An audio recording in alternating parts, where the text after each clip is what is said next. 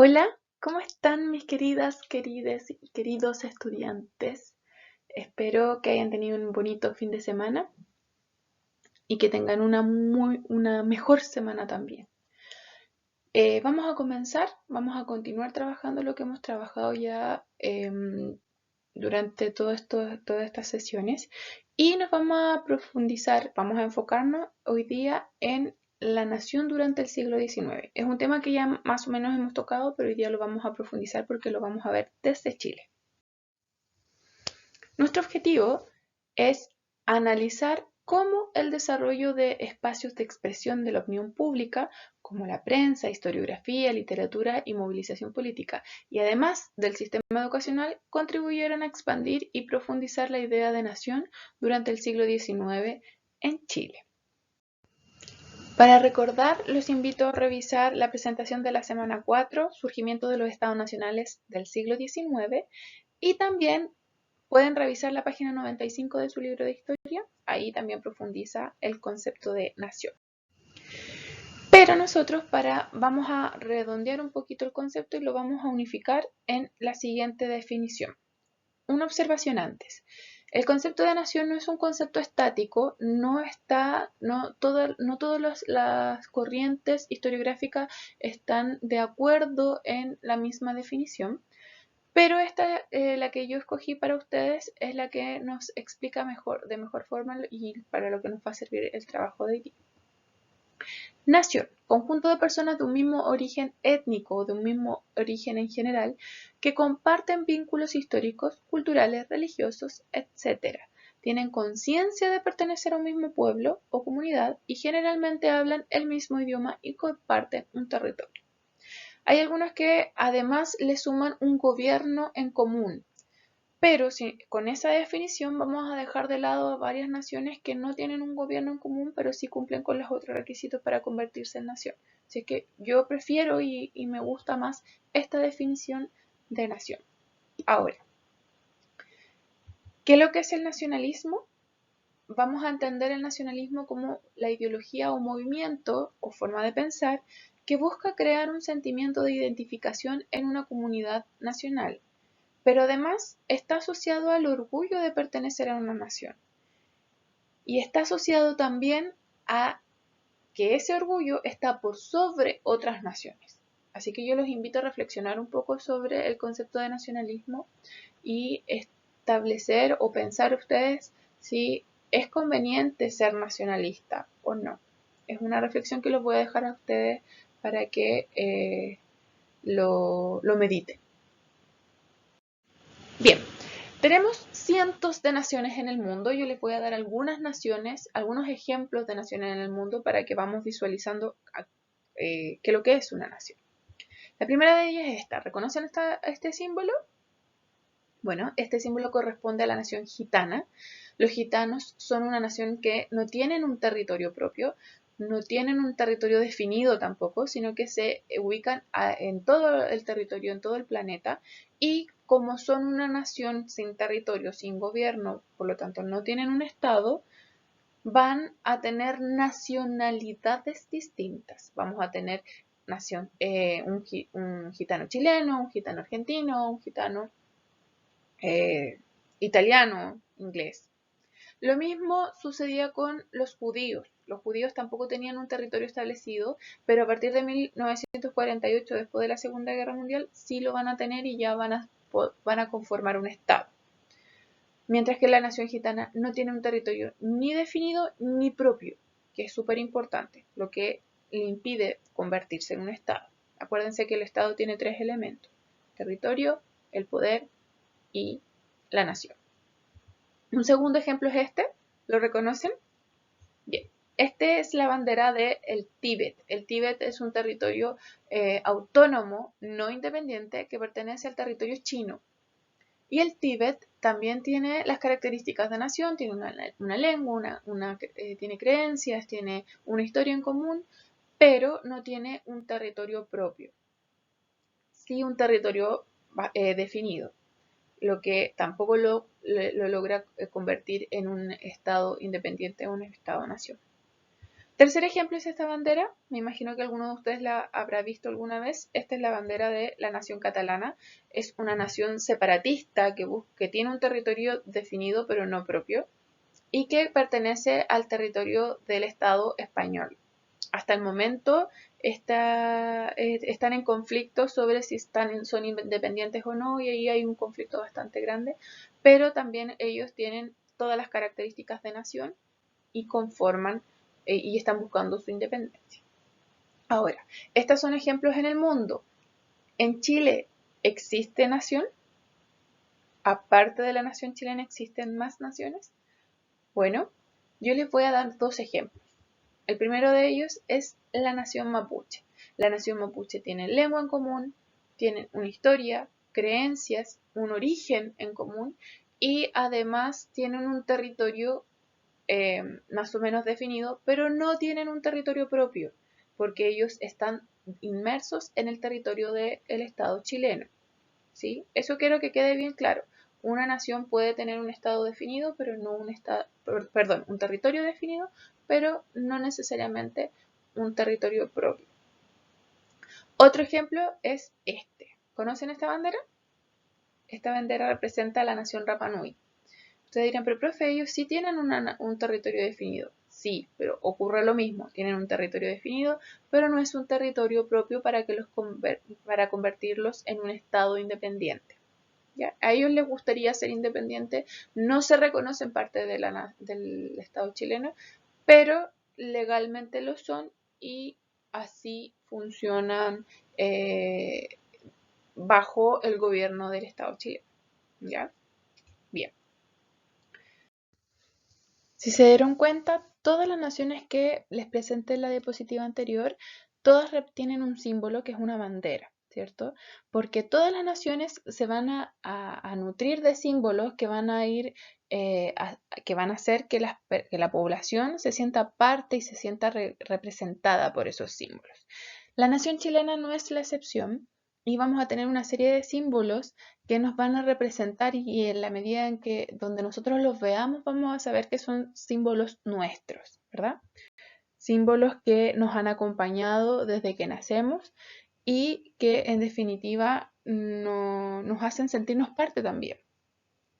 Todos estos símbolos que aquí aparecen son símbolos que se han enseñado en la escuela y se enseñan en la escuela porque el Estado chileno los acepta y los adopta como elementos que van a perpetuar la idea de nación en la población y por lo tanto los enseña, ¿cierto? Nos enseñan el baile nacional, nos enseñan la bandera, el escudo, nos enseñan los personajes famosos de nuestra historia. Pero hay otros elementos que no necesariamente están reconocidos por el Estado chileno, o no es que no estén reconocidos, sino que no son símbolos oficiales, pero también nos hacen sentir parte de nuestra nación. Todos estos elementos tampoco necesitan explicación para que nosotros sepamos de qué se trata, ¿cierto? Este es un momento importante en la historia deportiva de nuestro país. Todos sabemos también qué es el 18 de septiembre, todos sabemos qué se celebra, cómo se celebra, dónde se va, qué se hace, ¿cierto? Todos conocemos también este símbolo y tenemos claridad a qué representa. Conocemos perfectamente a este personaje, sabemos cómo se llama, quién es su novia, su familia, su suegra, sus amigos. Todo chileno sabe responder al CHI, ¿cierto? Nadie se quedaría callado si alguien dice CHI, todos responden y todos saben cuál es la respuesta correcta, ¿verdad? Sabemos y conocemos también este tipo de alimentos y también tenemos esta idea de un poco de que Chile es mejor que el resto, ¿verdad? Y es el caso si yo les digo el pisco es chileno o es peruano. Si ustedes me dicen, no, profe, es peruano. Ok, es peruano. ¿Pero cuál es mejor? ¿El pisco chileno o el pisco peruano? Bien, yo los invito un poco a reflexionar y a pensar que qué hace que tan solo que el hecho de ser chileno sea mejor que el resto de las naciones. ¿Existe alguna posibilidad de que exista una nación mejor que la otra? ¿Qué cuidado hay que tener con eso? Los invito a reflexionar sobre este tema. Bien, ¿Cómo se consolida la idea de nación en el siglo XIX? Recuerden que estamos trabajando en el siglo XIX y que durante este siglo se van a consolidar todo lo que nosotros conocemos como Chile, ¿cierto? El territorio, la política, la economía, todo va a ir haciendo que Chile se convierta en un estado bien consolidado. Y la idea de nación no va a ser diferente. Por lo tanto, vamos a decir que durante este siglo van a haber espacios públicos donde se va a perpetuar esta idea de nación. El primero de ellos va a ser la prensa.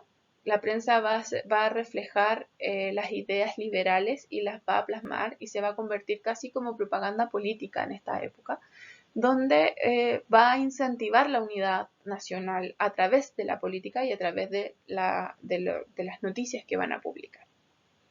Tenemos también la historiografía. Recuerden que una nación tiene una historia en común y la historiografía es el estudio de la historia. Por lo tanto, esta historiografía durante el siglo XIX o los historiadores del siglo XIX se van a preocupar de generar una historia en común, una historia donde sepan quién fue Bernardo Higgins, sepan quién fue Arturo Prat, sepan qué ocurrió, que ganamos una guerra, sepan que un montón de cosas que nos hagan sentir orgullosos de nuestra nación y que nos hagan sentir que somos parte, todos los chilenos, de esa misma historia.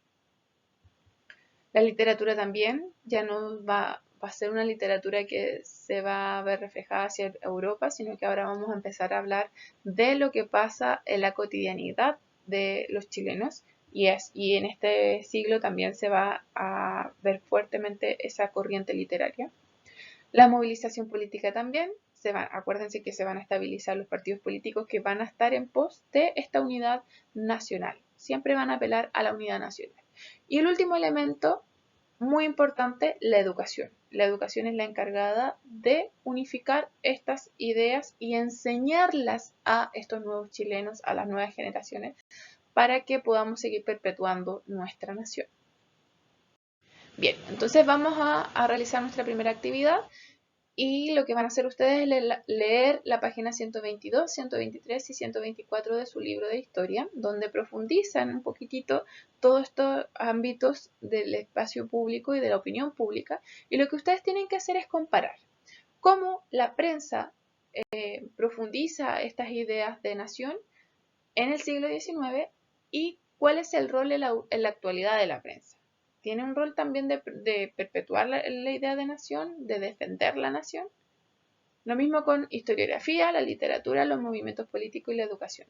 ¿Cómo era en el siglo XIX? Que lo dice en las páginas que le acabo de decir y compararlo con cómo se desarrollan hoy en día.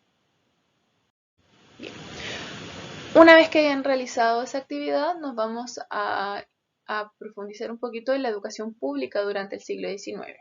Les voy a presentar 3 fuentes donde hablan sobre las características de la educación pública y tenemos que relacionarlo con este concepto de nación. Esta primera fuente habla sobre los desfiles. Yo les invito a preguntar en sus casas, sus abuelos, sus papás, si ellos tuvieran que desfilar en el colegio. Hoy día incluso en las escuelas rurales o incluso no necesariamente rurales, sino que en las ciudades más pequeñas, todavía se utiliza el desfile como una actividad de educación cívica. Así que pregunten y a lo mejor van a tener más antecedentes. La segunda fuente habla sobre el ejercicio, sobre la clase de educación física y esta relación con el buen ciudadano. También para ver cómo la educación pública va a generar esta idea de nación y de cómo ser un buen ciudadano. Y la fuente número 3 está enfocada a la clase de historia, o sea, la asignatura de historia y educación cívica. Así es que ahí los invito a leerla y hacer la reflexión de cómo todos estos elementos tienen que ver o no tienen que ver con esta idea de nación que se va a ir consolidando en el siglo XIX. Una vez que ustedes lean esas 3 fuentes, vamos a responder estas 4 preguntas. Primero, ¿de qué manera las actividades descritas en las fuentes ayudaron a consolidar el concepto de nación? O sea, ¿ayudan de cierta forma o no? ¿De qué forma ustedes creen? ¿Y por qué es importante que la escuela enseñe estas actividades para consolidar la idea de nación? 2. ¿Qué rol cumple la asignatura de historia en la consolidación de la nación chilena? Número 3. ¿En la actualidad cumple el mismo rol? La asignatura de historia tiene el mismo rol que lo tenía en el siglo XIX. Y la última pregunta está enfocada en saber, ¿esta idea de nación surge desde el Estado y es adoptada por la población o es al revés? ¿Surge naturalmente desde la población y es aceptada por el Estado? Ahí yo les invito a reflexionar y argumentar la respuesta de la reflexión que ustedes tengan. Bien chicos, les envío un abrazo. Espero que puedan realizar bien sus actividades. Si tienen alguna duda, escríbanme. Cuando terminen la actividad, envíenmela al correo que aquí aparece. Y espero que estén muy, muy bien, tranquilos, sanitos, con sus familias regaloneando. ¿Ya? Les envío un abrazo y que estén muy bien. Adiós.